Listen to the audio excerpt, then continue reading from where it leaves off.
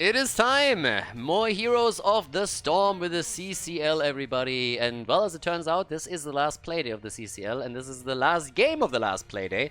So as far as Heroes of the Storm action goes in the regular season of the CCL, this is going to be the last one. Then it's time for the playoffs. We got Zergling on Infernal Shrines, the first map of the best of 5 Heroes of the Storm series on Rexa. Funds on Tychus, Unaverted on Chromie. Interestingly enough, with the dash. Haven't seen that in a while. It's either range increase or grenade. Unaverted on Chromie. We got Butts on Stukov and Justin on Garrosh. On the right side of the map, the Sidestep Kings with Kyoja on Diva, Ultralisk on Carrigan, got Filth on Cassia, Cattle on Diablo, and June is playing Breakwing. Okay, let's go. Level 1, the body check coming in from Garrosh, already ready to bully people. And at the same time, we got, on level 1, the Soul Shield for Diablo. The Carrigan setup is going to be the best. Ultralisk, of course, is playing with a delay. This is all played out on the North American Heroes of the Storm server, meaning that if you're a player from Europe or a Korean Heroes of the Storm player, you play with a significant delay. And, well, it is everybody can attest that has had a bit of a look at the tournaments in Korea and Europe, where those guys play on their home server. That delay matters quite a bit. There's a reason why certain heroes are not even being picked by players that usually main them. But that brings us straight to Carrigan and Ultralisk again, because that is a bit of a ballsy one. If you are missing up those combos, then you're not going to get a lot of value out of there. So let's see if they can lock those in properly. Chromie is also over here, goes straight into the time troubles. Haven't really seen Chromie for a while, mainly because she wasn't part of Meta Madness, but, well, I got news for you, she's not banned in the CCL. Yay! Yeah, shut up. Alright, so, we got our first setup in the middle. The camps are already taken, at least 2 of them. There's a third one at the bottom of the map that could already happen here, but let's go.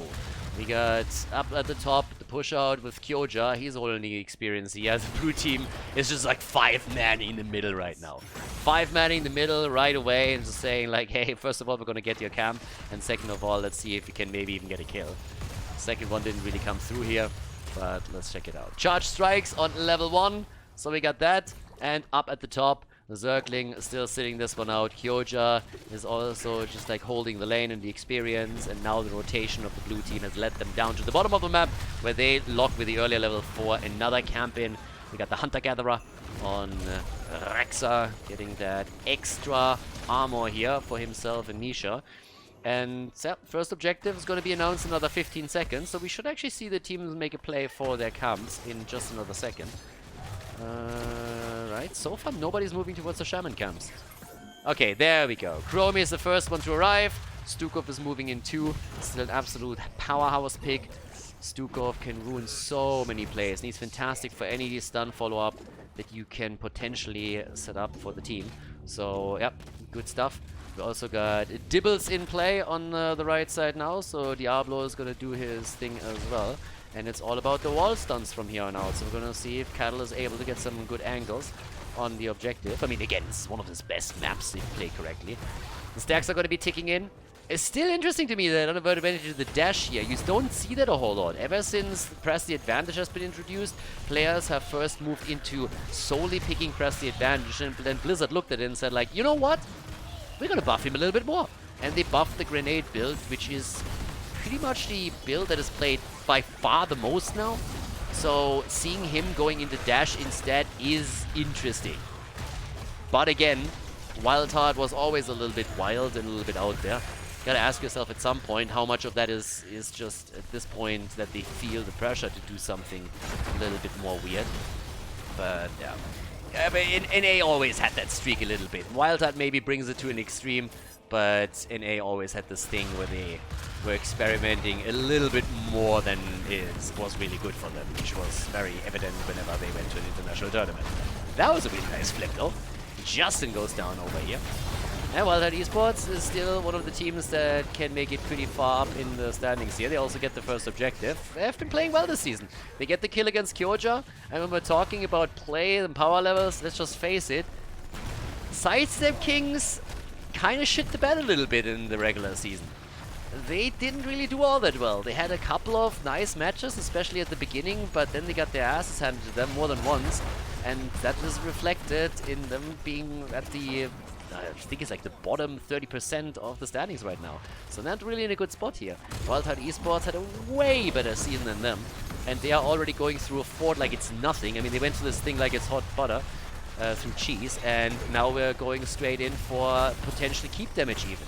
I mean, guys, we're 5 minutes into the game. 5 minutes into the game, and they just took the wall of the keep down. Hello. I mean, what is happening here? That shouldn't... With the single kill, too. It's not like they got 5 kills, they team wiped and all of a sudden stomped through. They got 1 kill, and then they got the fort and the keep wall. I mean, what? Sidestep Kings, come on, boys. At least try. Now, Misha up at the top. Zergling is sitting here. And, yeah, it's time for more camps, apparently. Brightwing already has to start going onto the side lane and use their global to soak experience and then get them into a decent position for that. But, yeah. Kerrigan has so far not made any moves. I mean, the entire idea of this is to get some aggression going. So we'll see what happens on the next objective, but for now at least, it's level 10 abilities. Odin gets popped right away. They're saying, well, this wall belongs to us, let's make the play, and here we go. So they're starting to come in for it. Take the wall down, easy peasy, and yeah, Garrosh has his ult now too. Fountain, if you get the fountain, that's already a win. Next objective spawns in the middle, so if you drop the fountain, it takes the lane sustain away from the red team, and that's pretty much all that you can hope for here.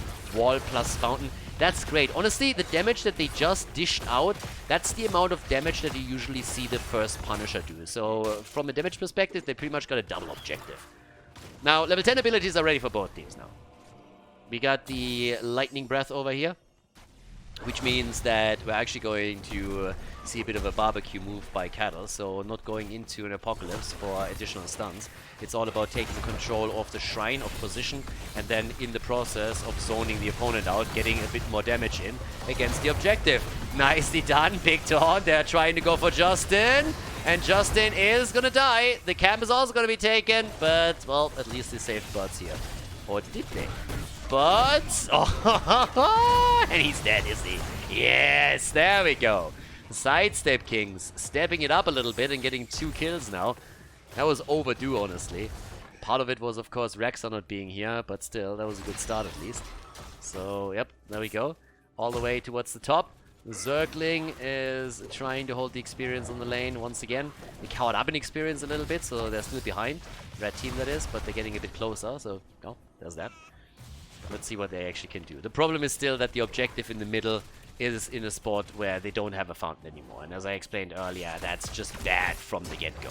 The next problem is also that a lot of the heroes that are supposed to be stacking here are already doing a decent job on that front as well. 21 stacks for Rexa brings him to a point where he is soon going to get his extra armor, and so will Misha. And on top of that, we have 33 for Tychus. That they didn't go the bigger they are, honestly, against, like, Diablo. It's just, like, this is one of the biggest gaps of what Europe does and what NA does that just kills me. I mean, we've seen the difference at Meta Madness again of level of play.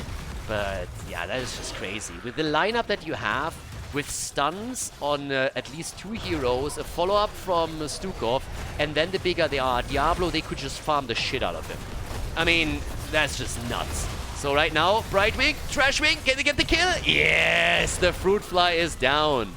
Nicely done. Kerrigan quest is done, and so is Kerrigan. Both of them are completed. Well, completely finished. Now we got 3 kills to 2, thanks to those pickups. And off we go.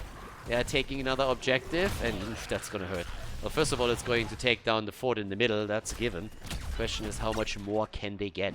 Especially since Chromie already has her level 16 locked in. Timeout on level 13. We now got the Neo Steel coating. This is getting a bit crazy. Dibbles alone defending at the top. I mean, that was the expected result here.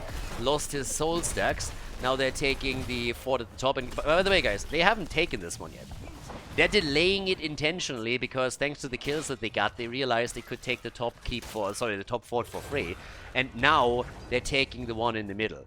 So they are just, I don't know, they're just like farming them out here.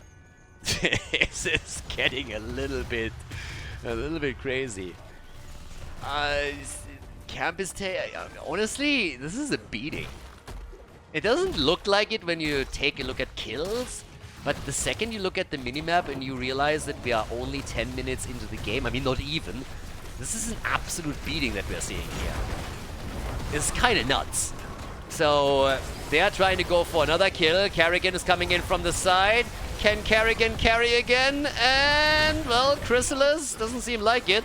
They're creating a little bit of space and allow the tower and the keep to take the Punisher down. Uh-oh, Punisher wants piece of the party. Comes in, one kill, Kyoja. Oh my god, Kyoja was nearly dead too. And I think he's still gonna die, isn't he?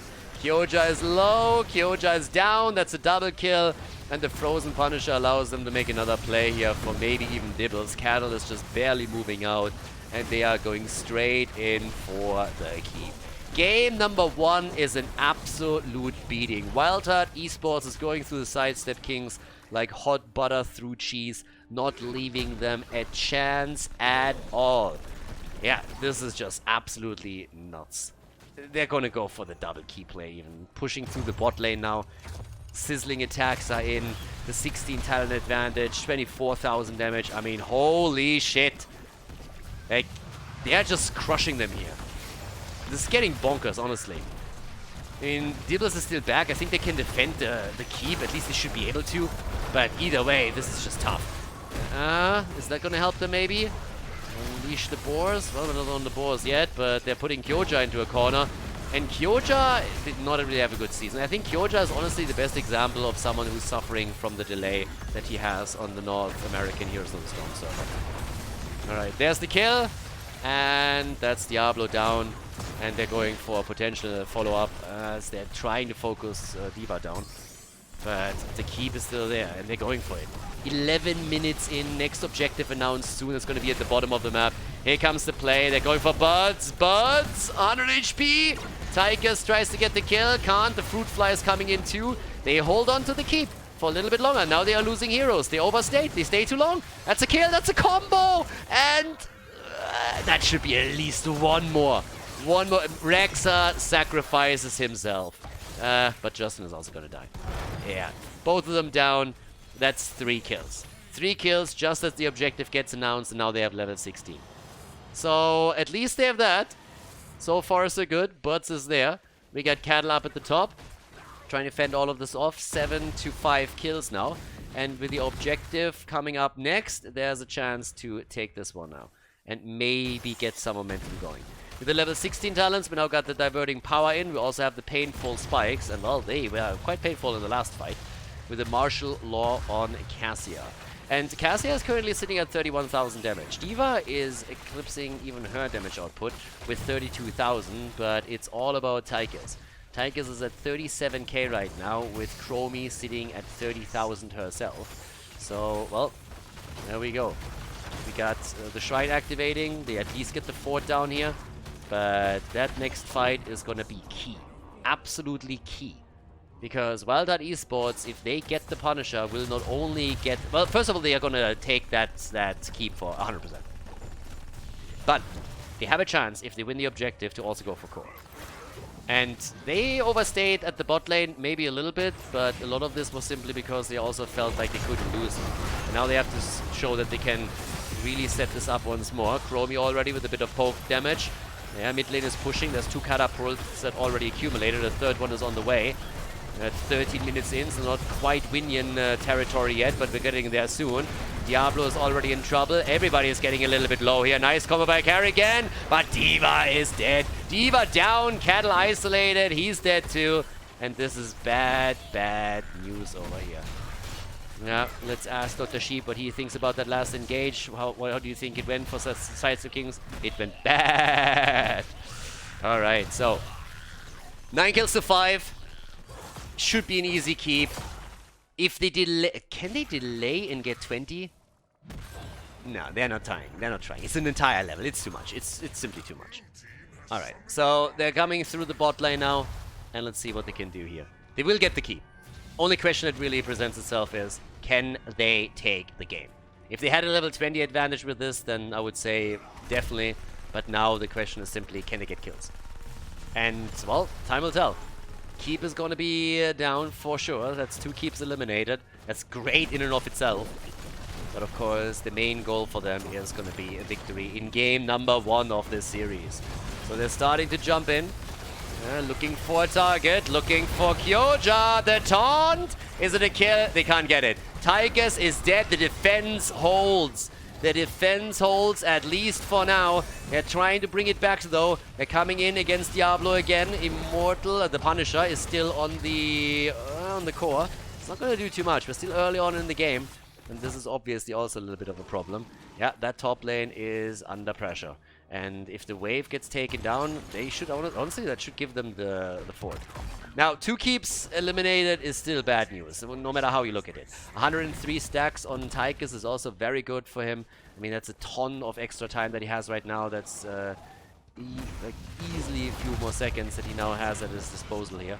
We got 9 to 6, there's the level 20. That gives us also the bob and weave. We have on top of that the kill command. And the throw for Garrosh.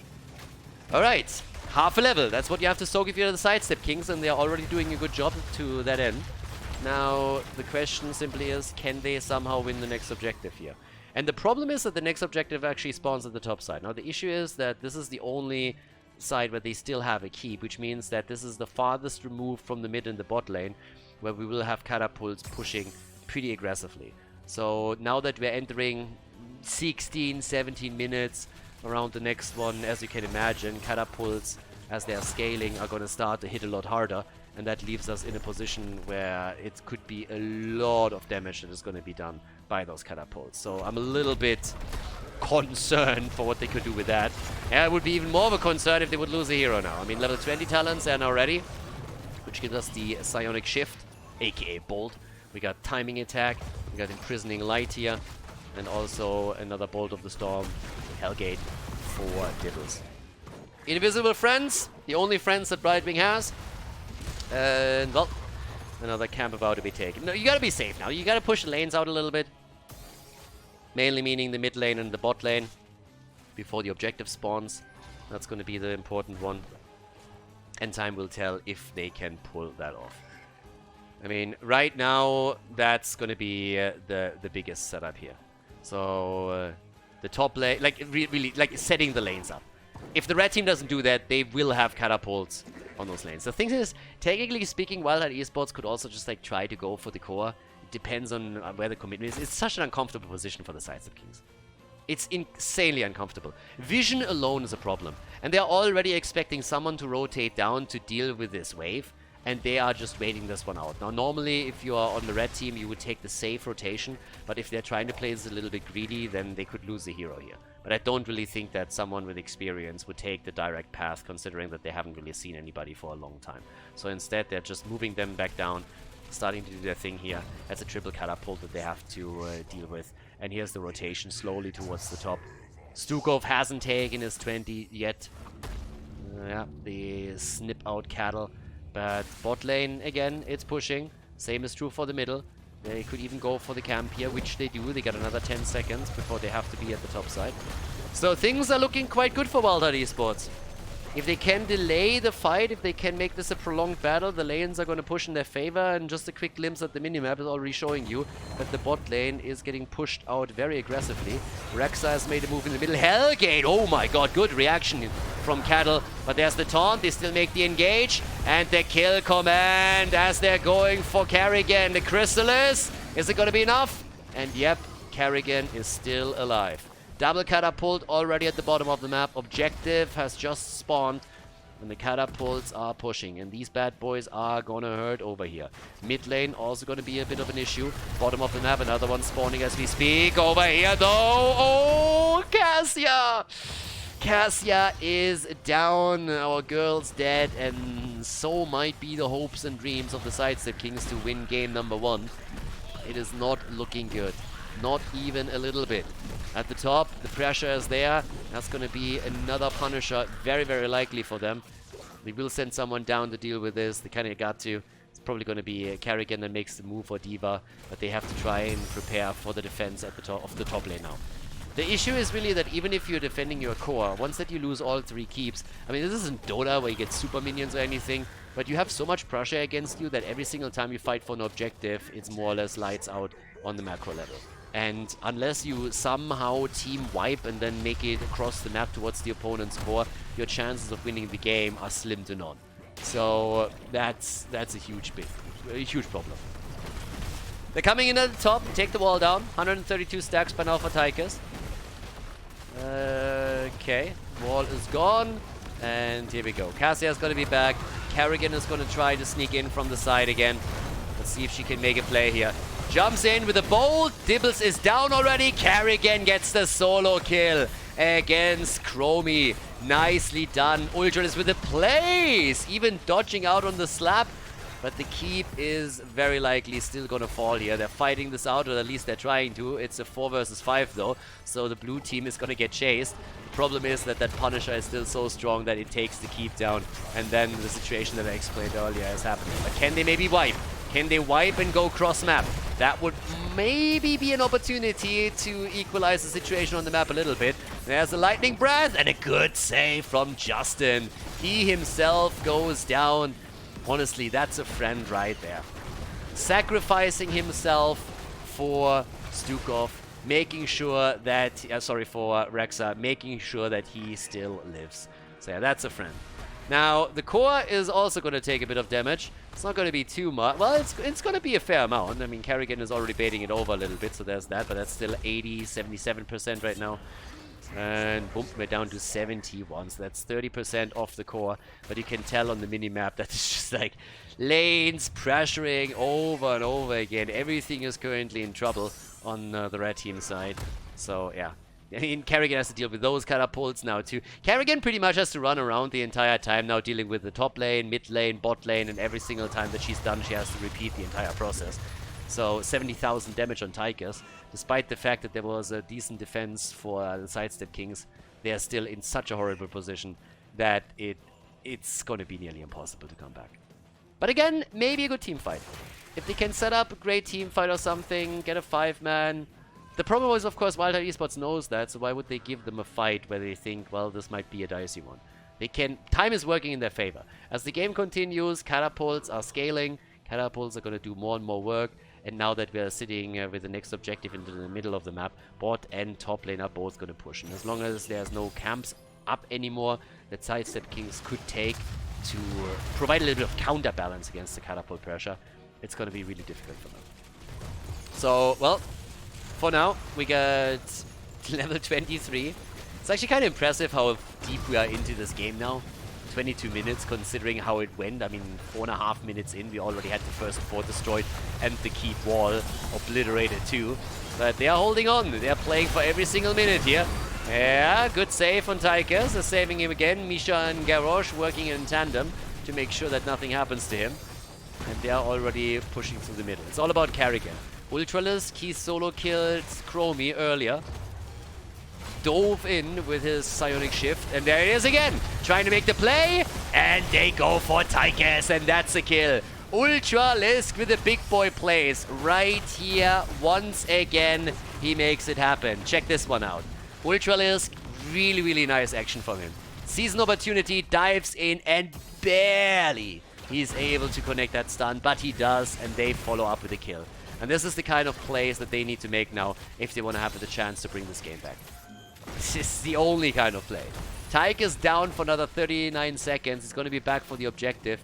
Bot lane, that's where 2 catapults are already on lane. Third one is now coming in. So it means we'll have to see that what they can do here. They need to send someone back to deal with it. But, well, off we go. 11 kills to 10. Yeah, next objective is going to spawn in another 30. They stole the opponent's shaman camp away. Now they take their own. Top lane, at least for now, is going to be alright. Gotta burn this one down. At least they should try to do that as quickly as they can.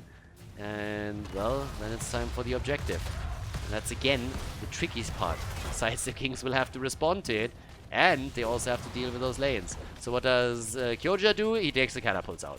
He just leaves the lanes be. He just says like, alright, if there's a couple of minions surviving, I don't give a shit.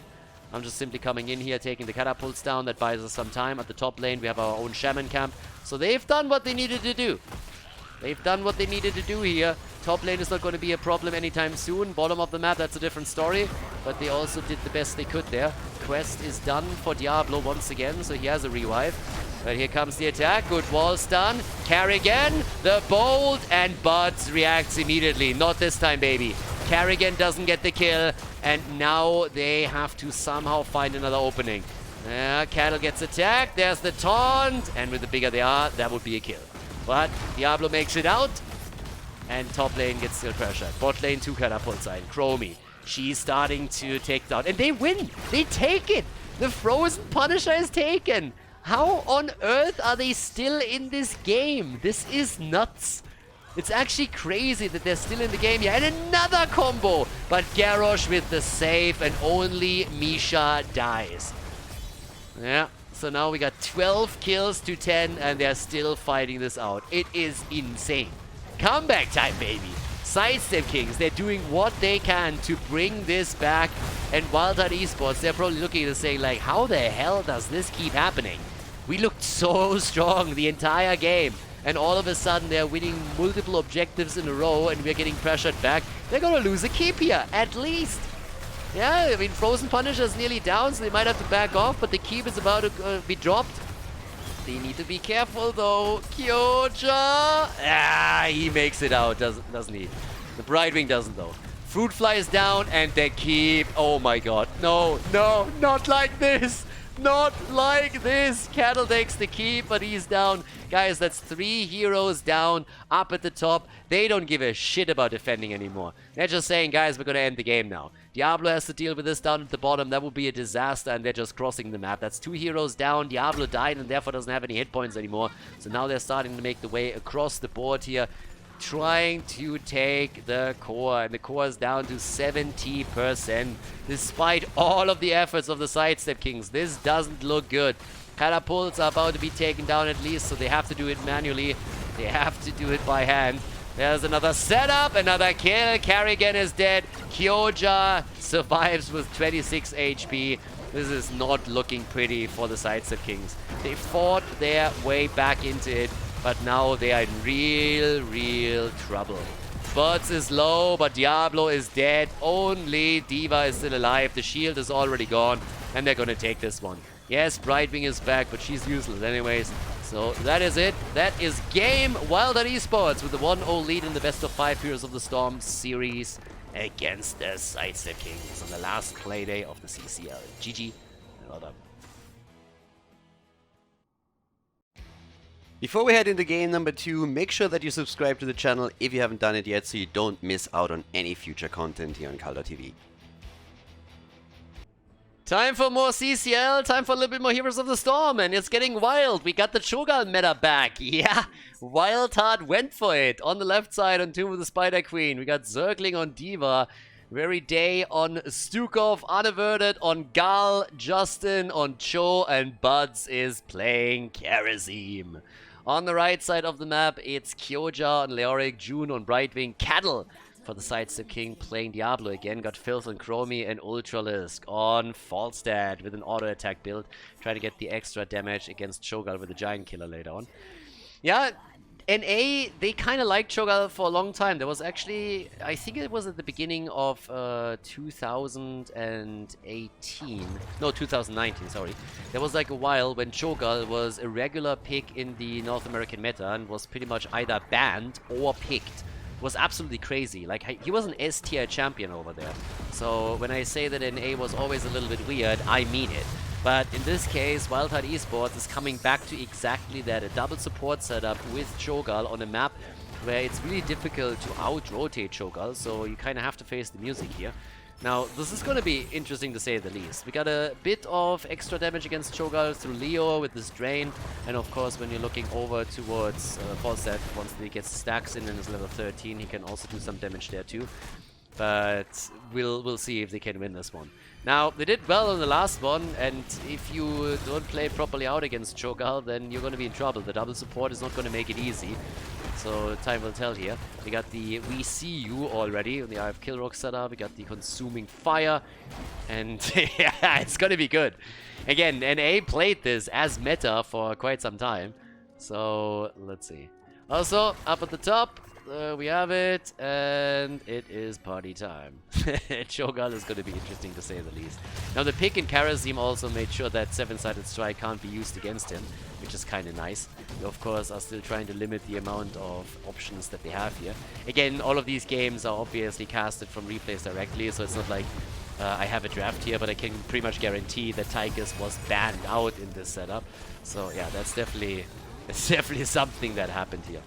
But okay, as all of this continues, again, also guys, keep in mind, quick shout out to all of the Patreons supporting the channel. And yeah, you guys make it possible to cast stuff like this, and that there is continuous Heroes of the Storm coverage. So big shout out to everybody who supports the channel on patreon.com/Khaldor. And everybody, of course, who wants to support it, wants to join there, have a look and check it out. But yeah, to everybody that is chipping in, thank you very, very much. And coverage over here is possible mainly because of you, as are the improvements on the stream. And talking about improvements, I actually have something that will help to improve the audio setup also a little bit. Still have to test all of this out and set it up, but another one I was able to set up to improve all of this a little bit. So yeah, big shout out to my Patreons. Now in the game over here, what do we get? We have on level 4 now, first of all, Life Leech, and we got the Hammer Gains in. We have also towards the top side, D.Va getting a bit ganked. So Chromie with the Möbius loop here. D.Va, it's all about the gems, baby. Careful. And here we go. Okay, so we have first of all with Cho'Gall. I mean, it's a pretty big focus point. If you have Cho'Gall on the other side, obviously the goal is oftentimes to take him down. The problem is with the double support behind you. You gotta be really careful there. 7-sided against Cho'Gall would have been kind of neat, but in this case, it's not even a guarantee that Kharazim himself, for example, goes for it. If you have Cho'Gall on your side, then going for Palm would be kind of neat too. Now, granted, that's Diablo, so that's the thing. And Sidestep Kings, they're at least opening this up with a bit of a bang. Double kill now, we have 2 against 0. Stukov is down. Cho'Gall, of course, scales into the late game, so that's a bit of a problem, potentially at least. 36 gems have been delivered by the Sidestep Kings, as they are trying to also feed Falstad a bit. I mean, in an ideal world, the bird would now try to go for a rotation between the bot and the mid lane or something and get more stacks together a little bit quickly. You want to complete that quest as fast as you can and then capitalize on the auto attack damage against Cho'Gall after you're 13. Boomerang is going to help with a bit of the burst damage and also the wave clear, so we have that for him. And in comes another play for Birds. Kharazim, he needs a dash target, but I think he's going to get out one way or another. Yeah. And of course, with the drain on Cho'Gall, that's where Leo really shines now. So, yeah, drain, 6 days to Sunday. He's going to try and make sure that he's going to get that connected every single time that they're in a team fight, so that Cho'Gall is suffering from the start. But that could be a full-on turn-in. Oh, not quite. Yeah, interrupted him just in the nick of time. That would have been bad. That would have been the first web weaver wave. So they can delay it a little bit further. Level 7 talents are in for both teams. And it's time for the camps to be taken. Stukov is sitting on the left side going for the Bruiser camp. And we have, at this point, also June and God Filth making the play for it. Cho'Gall still dishing it out with Diablo. And as big as Diablo is, he's a little bit outmatched over here. Cho'Gall is a whole different story. So, yeah. Leo tries to turn in again. Gets interrupted once more. There's also the temporal loop. And Kyoja is in trouble. And he's dead. Now, the gems have been recovered. But I hope that, yeah, Diablo can survive. Okay. Leo is dead. If you wanna, if someone is lost, then it's always nice if you can trade Leo at least. He's respawning on site.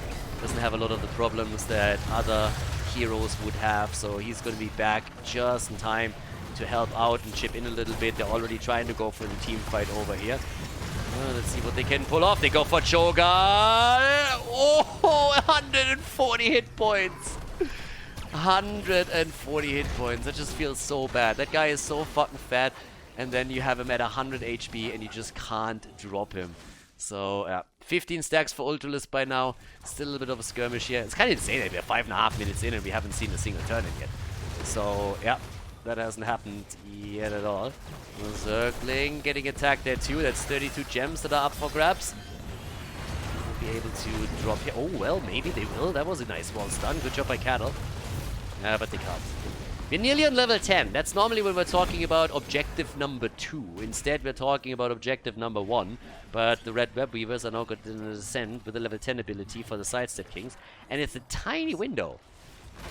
A tiny window around level 10. Honestly, that could be kind of neat. Temporal loop. Oh, that would be a beautiful kill. Yes, 32 gems, but they will be recovered. Cho'Gall moved in. They got the gems. Cho'Gall himself now in 43. But of course, it was a kill with a perfect timing, just as the Web Weavers are coming down here. Nicely done. With that, they got now a chance to push maybe even for the fort. Normally, you're happy if you can just open the wall up. Then again, we're a little bit later in the game than usually are with the first tournament. So they want to do a bit more damage here, I suppose. And they're getting it. They're getting the fort at the bottom of the map, and they're doing more damage in the middle now. Kharazim is still busy defending the top, so this wall is also going to fall. Maybe even the fountain. I guess Krobi can poke it a little bit, but won't be able to get the whole damage done unless they are willing to commit with more heroes, and so far doesn't really seem that way. So yeah, nicely done. First Web Weaver wave has done a fair amount of damage. Good on them. Yeah, really well played. And how much more can they get now? It's at least a good start. They're off to a good start here. That's all that you can pretty much ask for. But of course, as I mentioned earlier, the problem is still that you're up against Cho'Gall, who scales into the late game. 7-sided has, by the way, been chosen, so it's not like they went into Palm because they have Cho'Gall here. They just said, well, double support has to be enough. There's also a lot of escape tools for Cho'Gall just in general. Nudge and everything, so yep. And they're already rotating down with the turn-in attempt. That they should get. Falset is too late. Yeah, Falset is not going to make it in time. There it is, the blue Web Weaver wave. Alright, so they're going to get their own objective here. Good for them. We have on level 10, finally a choice. Upheaval has been chosen. Upheaval into the Twisted Nether. And they can now make the play up at the top lane. Now they lost their own fort on the first wave of the red team. Now they have a chance to bring it back. Well, not bring the fort back, but start to take one out too. And equalize this a little bit, because the one thing that you don't want to give your opponent is a chance to snowball this a little bit harder. Yeah, that could be a kill against Leo, and Kyoja makes it out. Kyoja is out now, but they're still pushing through the top lane. There's another Web Weaver wave in the middle that is dangerously close to the gate and could do some serious damage there. Here comes the Entomb, but no problem for Kharazim. Simply dashes over. We don't have Buried Alive yet, so off we go. Cho'Gall gets pushed in a little bit deep. They're not doing a lot of damage here. Leo has already rotated into the middle. Yeah, 3 kills to 1, and level 13 Talons now any second. Over here, as you can see, things are continuing as they're trying to at least open all of the walls up. But the situation is still pretty much the same, honestly. There's not a single... Oh, maybe? Yes, Dibbles down. Alright, maybe they have a chance to take a fort after all. Because they need to take some structures here. That's one of the biggest problems. The bird is dead. Nicely done. Cho'Gall with a kill. They're coming in for another one. Brightwing is low. Brightwing is down. Oh my god. The Reckoning ladies. Level 13. Ready for both teams in just another second. And they are going for it, aren't they? Cho'Gall gets out. Diablo, of course, is back. And Stukov, is he gonna die? No, he's not. Stukov survives. The fort is still in play though, but they go for a turn-in. They have the resources, they got the gems, and 40 have been delivered immediately by Kharazim. And Cho'Gall delivers another 50, no problem for him. Now that both teams are on level 13, that's a big chance here to take some extra structures. 33,000 damage for Gall, we got 35,000 for Chromie. Bottom of the map, Diva, she's sitting on 16k right now. Kharazim, by the way, with 20,000 damage already. Punching it out, yeah, I'm talking about punching. Diablo gets crushed, and that could have been... I mean, that couldn't have been more perfect for Wildheart Esports. That's an insta-fort in the middle, and the only question that presents itself is how much more damage can they do now? Because that kill was glorious. 20 seconds without a main tank on the other side. That's as good as it gets. So they're pushing through the middle now with their 5-man, their 4-man, whatever you want to go. But here we go. That's the wall destroyed. I mean, they won't be able to get the keep, but still. Take the wall down. Will they? Nah, not with Diablo back. There's no way. There's absolutely no way. Dibbles still looking for something. Ultralisk is sitting at the side, already getting zoned slightly. Diablo wants to make a play. Yeah, can't quite. Dives in deep. And here comes Stukov.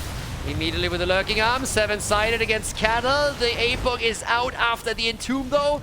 But they take the keep. 11 minutes in and they got the keep. Gust even being used to cover the retreat a little bit. They are definitely afraid over here. And despite the fact that there is still elite in experience for the red team, they have now lost the first keep in this game. Kinda bonkers, honestly. Little bit nuts, if you're honest about it. Yeah, that is bad news. Keep is down. Now, again, the lead in experience is still there, but they're already going for the boss at the top, and they're gonna get this one. Karazim is still sitting on lane, red web weavers are coming down, and with the boss about to be taken, if they win this one, then it means they're just gonna be trading boss against web weavers. They're fighting for it. He doesn't have his ult. There's the Twisted Nether, they go for the boss, that one's gonna hurt. Kyoja is pretty much insta-dead. Kyoja is down, the boss is taken, and now they're gonna lose more. The Fruit Fly jumps out, Brightwing barely alive, but Cattle gets pushed back by the Tornado. He is dead again, and this time for the entire duration. There's a big push coming through the middle that someone has to react against. So yeah, it's an easy Webweaver defense. The boss gets taken. Boss trade against Webweavers. We've seen it before, we see it again. Right now we're looking at level 16, the Rune Gauntlet after the Twilight Veil. They try to save the fort in the middle. They might not even be able to do that. Twilight Nova against the Leaden Orb once again. And yeah, of course, more Drain coming through from Leo. He needs to get that done. Unyielding Despair straight into the Crushing Hope. That's the big one. If he gets the full Drain connected, then he can do a ton of damage against Cho'Gall. But things are still looking pretty grim. With the keep lost and yeah, the fort still saved, it just looks way too good on a structural perspective for Wildheart Esports. And they got the gems for another turn in, which is also a problem. Leo has 17,000 damage, by the way. That is not enough if you're going up against Cho'Gall. You are supposed to be one of the main damage dealers, and you're getting easy damage in whenever you are in a position where you can connect the drain. So he needs to be in a better spot to make that work. And things are looking not really too great for that. Kyoja, I mean, in this case, draining D.Va, getting some additional damage in, but he needs to connect the drains now reliably on Cho'Gall, or they're going to be in so much trouble. 7 kills against 3, and the advantage in experience for Wildheart Esports. They already have the advantage in the series, the 1-0. And now, of course, the big question also, is the next turn in going to come through for Wildheart, yes or no? Because they got the gems, as I said. They have the gems, and now they have the opportunity, I think, to come in and finally take this one. A little bit of a punching against Kyoja. Careful, alright. Kyoja jumps out. Yeah, and they're there trying to make the next play here. Not quite. Good damage. Well, Entomb comes out and try to go for the drain again, and this time they're hitting him. That's good damage against Cho'Gall, but it's just not enough. The double support behind him is doing too much, but Butts is down. One of the 2 supports has been eliminated. Yeah, nicely done. Good job. But can they get more? Can they maybe finally get the kill against Cho'Gall? Oh, they nearly have him, but it's not enough. The drain came in, but they weren't able to get the kill. They get the kill against Stukov, though. Nice kill against Stukov. Good fight there. And, well, let's take another quick look at the end of it. So, yeah. They nearly killed Cho'Gall. 400 hit points. And then, thanks to the setup, they get the kill after Brightwing falls against Stukov. So, good for them. Quest is completed for Ultralisk. That's, of course, going to be highly important now, too. Because he's going to have the increased auto attack speed on his activatable. That one is going to be huge. Thanks to... Wait a second. What? Am I high? What did Ultra... What? Flow Rider? Are you fucking with me? Did I miss a patch where they removed Giant Killer, or what just happened here? I didn't even see that. Now that the quest is completed. What? No Giant Killer against this? Are you serious? Wow. That has to be a misclick. There is no fucking way that they thought that was needed. I mean, I love wave clear as much as the next guy, and a good arsenal of boomerangs, like, why not? But there is no way that he went into an auto attack style and then didn't pick Giant Killer. That has to be a misclick. Oh my god. That hurts. With 44 stacks now and the quest completed, Shogal, once stunned, I don't want to say could have been burned down, but if you connect the drain on Leo and the auto attacks from Falstad, that would have really hurt. I mean, the only explanation for it not being a misclick, again, I don't know if it was, but I assume it was. The only explanation is that maybe at some point they decided, hey, we're not going to win this game in team fights. We have to push the lanes out, and then he wanted to go for extra wave clear. But I don't really think that's the case here. I don't think he would give that up. That hurts. That really hurts. 8 kills to 6. And yeah, that's going to make the fights against Shogal a lot worse right now. But again, misclicks happen. We've seen games in HGC where misclicks happen. Where the players later on just said like, yep, that wasn't intended. Just hit the wrong button by accident, and all of a sudden we were in trouble. Now we got Buried Alive now. The level 20 is a game changer, and it allows them to get the turn in. So the game isn't over yet. Let's not forget that the red team was able to take all of the forts down, so they pushed back against it. It's not like this game is over yet, but still. Here comes now the level 20s, and that gives us the Twilight Frenzy first foremost. We also got the Favor of the Old Gods in, and it's time to party. With a Web Weaver wave now, if you take a keep, then all of a sudden Sidestep Kings are ahead. I mean, arguably they are a little bit ahead. They still have a fort on the map, but they lost their keep. They are a little bit ahead in experience. If they just can equalize the situation now, oh, baby! No! Not like this! Big damage, Leo down. There's at least the Entomb that he got out before, but this still hurts. Yeah, there's the Mighty Gust. And, well, that's a 4 versus 5 for another 50 seconds. Yeah, nice moves by Wildheart Esports. Decent defense setup, but it seems that at the bottom of the map they are still in danger of losing a keep. So this isn't over yet for the Sidestep Kings. By the way, look at Falstad. 54 stacks now. God! Giant Killer would have been so good now against Shogal if he gets in range. But the keep is gone. The keep is gone. So they take a keep down despite the fact that they lost Leo here. Good for them. And off we go. We currently have the move up towards the top. Boss is up, so they could technically also try to go for it. And, well, let's see. Are they really making the play here? I don't really think so. Wow. Are you serious? Full on YOLO against an Apocalypse, against the Wind Tunnel, and against Buried Alive. They are really YOLOing this one. I mean, they are flipping a coin here. They're saying they're going to lose if this isn't happening. Brightwing down, full onslaught, Dibbles down as well. It's a triple kill, baby. It's a triple kill, and they didn't lose anybody with the exception of Stukov. Unbe-fucking-lievable. Check this shit out. Big fight, Wind Tunnel into a corner, everybody goes, "Argh!" And then the entire red team, with the exception of Falstad, dies. Diablo is back, he had the stacks, the boss is coming through the top now. They're trying to go in for it. They're trying to go for it. It honestly seems like Wildheart just said, guys, we're not going to win these team fights anymore. Well, we're not going to win the macro game on the map. Let's make sure that we just go for a YOLO move. We go for boss, we take the fight, we win it, and then we end the game. And that seems to be exactly what's happening here. That's exactly what they're going for. Unbelievable. For the second time in a row, the Sidestep Kings looked pretty good towards the end of the game, just to lose the game a second later. That is it. That's the 2-0 lead for Wildheart Esports against the Sidestep Kings in this Heroes of the Storm series. Nicely done. Core over here, a bit low. Falstad was trying to come back, but it's obviously not enough. GG, Wildheart Esports with a victory on Tomb of the Spider Queen.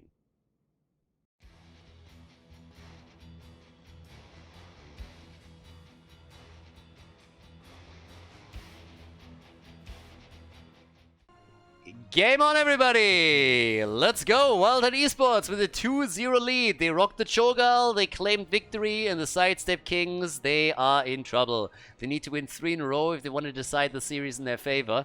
Well, of course, if they lose on this one, then Wildheart Esports takes the easy 3-0 win. On the left side of the map, Zergling on Diva, Buds on Thrall. We got Very Day on Deckard Kane, Unaverted on Chromie, and Funds on Jojo. By the way, I just don't know if that's a Smurf account of him or not, so I'm just like reading it through. Cattle on the right side of the map is playing Tyrael. We got Ultralisk on Maiev. We got Filth on Cassia, Kyoja on Zeratul, and June on Lucio. I'm a little bit afraid for Kyoja. I saw that Zeratul and I was just like, cool, Zeratul, and then I saw who plays it. And Kyoja seemed to me the entire time like he was really struggling with, that he was really struggling with ping. And now him playing Zeratul, I'm like, seriously? Zeratul is one of those heroes that most of the top EU players don't play in the CCL because they are really uncomfortable playing the hero with the ping problems that they have on the North American Heroes of the Storm server. And that was really transparent during Meta Madness in the group stage where Zeratul was allowed. We saw Zeratul played quite a bit by people like Tai and Dainu, so they did lots of good work there and showed once again how insanely strong they are on the hero. But in the CCL, you don't see them played a lot, and for obvious reasons. So now having not only Ultralisk on Maiev, but Kyoja on Zeratul, I'm worried. So that's gonna be real tough. But okay, we're getting a little bit ahead of ourselves, so let's focus on what's happening right now. We currently have Wildheart taking their first camp. Now there's a bit of a commitment also on the Bruiser camp on the right side of the map. Objective number 1 is going to spawn at the bottom. So you would have expected the Sidestep Kings to pick this camp first. But they are not, so yeah, we'll see what they can do with the camp here. I mean, again, normally the rule of thumb is if you always take the Siege Giant camp on the side of the Tribute spawn is being taken first, and the other one on the other side of the map is being taken just before the objective spawns. I think I explained this in the most complicated way possible, but if you watch like a game or two on Cursed Hollow and played a little bit, then you know what I'm talking about. Now either way, we got the stacks together this time on Cassia on the level 1, full on cleave build for Zeratul, and Ultralisk is, oh my god, what? Like how? Ultralisk is a survivor. Alright, baby. Apparently a secret member of Destiny's Child over here. He is able to make it out. Good on him. I did not think that he would have a prayer. Not in that encounter. We're going to take another look at this. Believe me, that was an insane escape here. Totally calculated. No problem whatsoever. 4 against 4. The talents are coming in. And let's take another look at that escape. That was beautiful. I mean, check this shit out. Ultralisk, they lock him down. He dodges out on all of his at 40 hit points. And then just before Diva connects, he jumps off. And this is like, yeah, baby, I do this every day. No problem whatsoever. Easy peasy. Now, talking about easy escapes, that doesn't really apply to Jojo. So she is the first one to fall. The Sidestep Kings with the initial kill in the game. Shielding Potion for Deckard Kane. And we also have on level 4 now the Feral Resilience for Thrall with a nuclear option for Diva. And yeah, with Jojo back, they might still be able to fight over this one if they really want to. But it seems like they have no intention of actually battling this one out. And as I say that, Thrall is starting to move in. So Chromie is trying to interrupt. Thrall too. There's the first one. Nice. They're buying themselves a little bit of time. I like it. Top side, this is, by the way, how you time that Siege Giant camp. You see that value? Oh yeah, they're gonna have it. If that fight lasts long, those Siege Giants are gonna go to town on that wall. Yeah, Ultralisk is jumping out again. Good for him. There's the 18 stacks now on Cassia's level 1, and they're gonna channel this through, and it seems like they're gonna get it. Yep, that's the first one. First tribute is in. Zeratul rotates, so does Diva. The 2 side laners are doing their job. Swift Retribution is in. Wormhole is out. Lucio is dead, and they could get a second kill potentially against Cattle. But he makes it out. Instead, it's Funds that dies. Jojo is dead for the second time. They at least get a counter kill against Maiev. It is just lights out over here. Everybody is firing away. Cattle, for the second time, makes an escape possible. And the top side pressure as Kyoja is still going up against Zergling. But yeah, good start into the game. They're going in for some serious damage here. We're gonna see a little bit of back and forth between the two teams. Now we got 2 kills against 2. Level 7 talents are in, and it is time to party, ladies and gentlemen. Let's take that wall down. Buds at the front needs to be a bit cautious because, well, doesn't really have a lot of mana left, so careful, my friend. Has gone into the follow-through. Oh my god. Like, sometimes I hate North America. Sometimes I really do. Like, honestly, that is such a shitty talent. I mean, first of all, if you really want to play follow-through, then think at least about Echo of Elements at level 1, so that you have an additional ability that you can fire off, so that you can go for a little bit more damage. And second of all, follow-through compared to Ancestral Wrath is just shit. It's just fucking garbage. You have a nuke with Ancestral Wrath, you have also damage, you have sustainability, and follow through. Even if you are an absolute god in mechanics, you're not gonna get enough value out of this one. I'm sorry. So, yeah. But still gets the kill against Kyoja. I mean, honestly, I'm gonna be blunt here. I really still believe that Wildheart Esports is gonna win this one no matter what. Because, let's face it, they're a level ahead already. The early game is already not looking good. And so far, I haven't really seen Sidestep Kings pop off with the players that have to. They have the potential with Maiev and with Zeratul, but still. But some of the builds that are played, it's not in this game in particular, but just generally, just make me cringe. It's, ugh. Really good engage on Thrall, though. Really well done by him here with the Sundering. Great job with the kill. I mean, again, it's level 10 abilities against non-level 10 abilities, so you have to let this one go anyways. So, off we go. And let's see what they can actually do with this. It's just like, yeah, when I see follow-through on a Thrall, especially when it even takes Echo of Elements. I mean, either you're memeing and you're just like funning around a little bit, which, to be fair, is definitely a possibility, but whatever. So, boss is about to be taken too. I don't really... Are they going to make a play there? Zeratul is still at the top. Yeah, they can actually rotate in time, so blue team... Wow, respect. They're giving this one up. Yeah, respect. They give it up, and they instead lock June down in the back line here. Can they get that kill, though? The fight is starting to pop up here, and there's also an objective up. Thrall is down, and Tribute is spawning, and it could be a curse, but only if they survive here, and, well, they don't. That's the end of Chromie. She's dead too, so that's 2 kills. And now a boss opportunity for Wildheart Esports. They still have the VP ready too, which they could also use. So there we go. There's a chance. 40 stacks also in the meantime for Cassia, which isn't too bad either. But they should be able to get that boss. The problem is that the death timers are still very, very low. So Thrall is already back. They're making a bit of a play for Zergling. That's the... Oh my god, no way. What? He actually survives this, and now they can turn it. They take Cassia down, don't they? And they could get even more. You are kidding me! The big boy B-step from D.Va. Look at this. D.Va, nuclear option, Zergling. How the hell did he survive that? That's when you have to go for an A move with a hero, and the auto attack would have killed him. Zergling survives, and they take the boss. You are kidding me.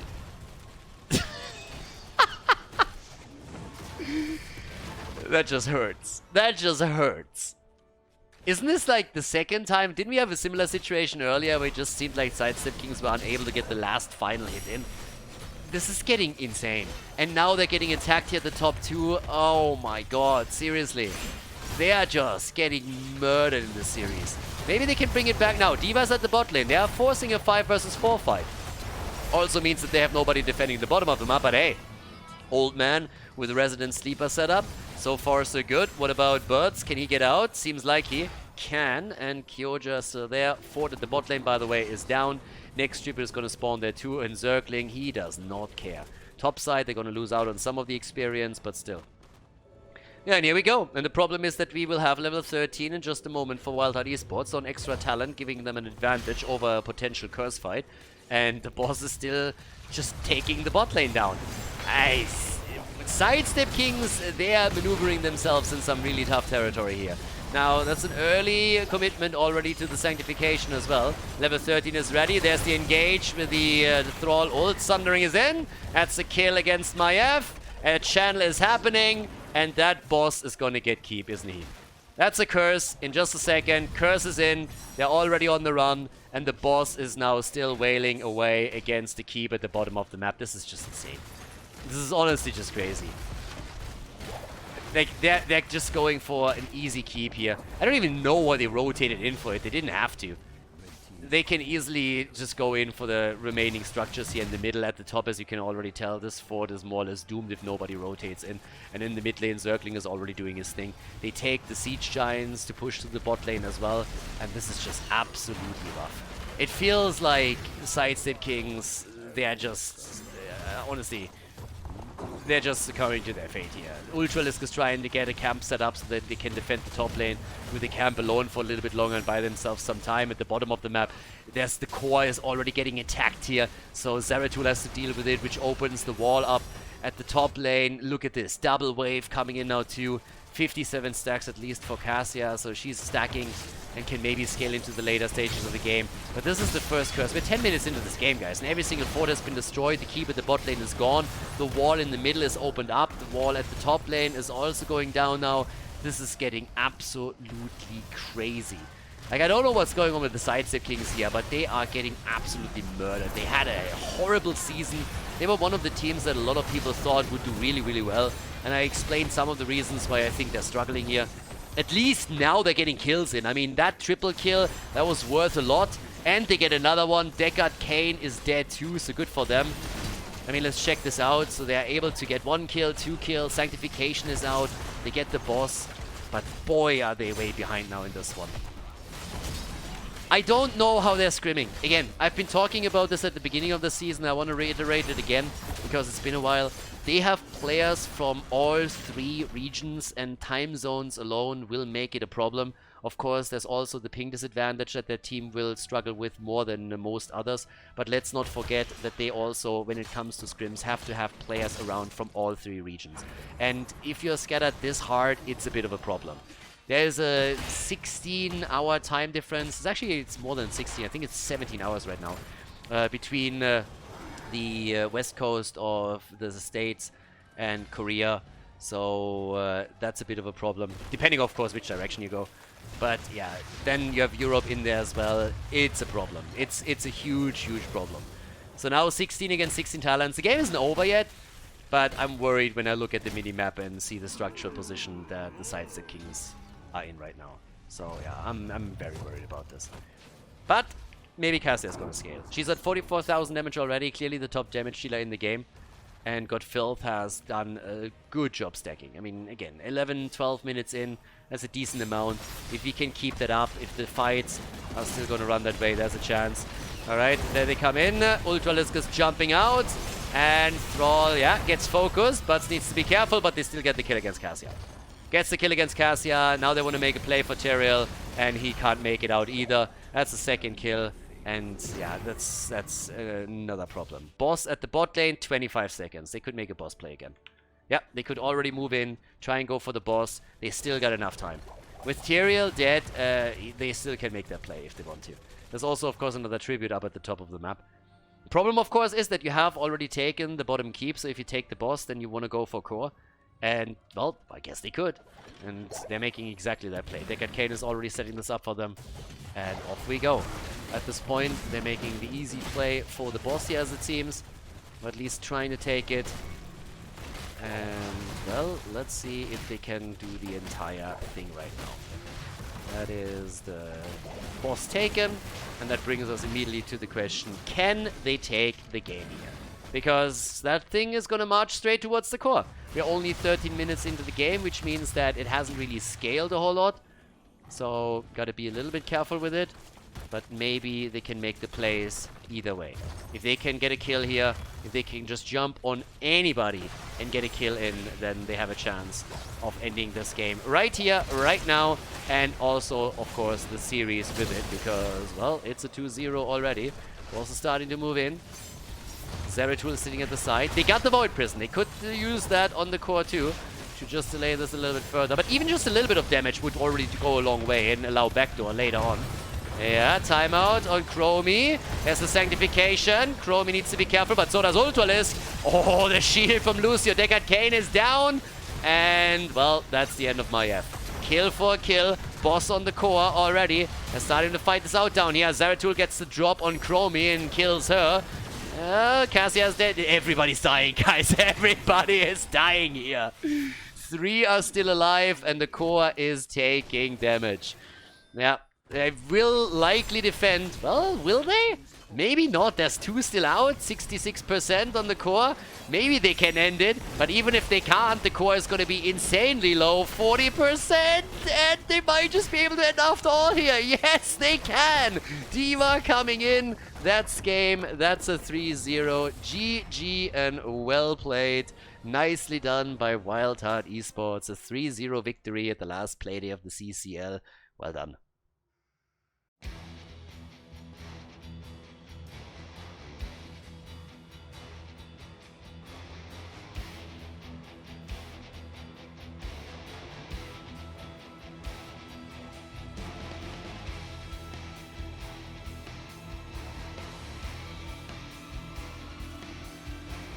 Thank you everybody for watching the video today. I hope that you enjoyed the show and the commentary.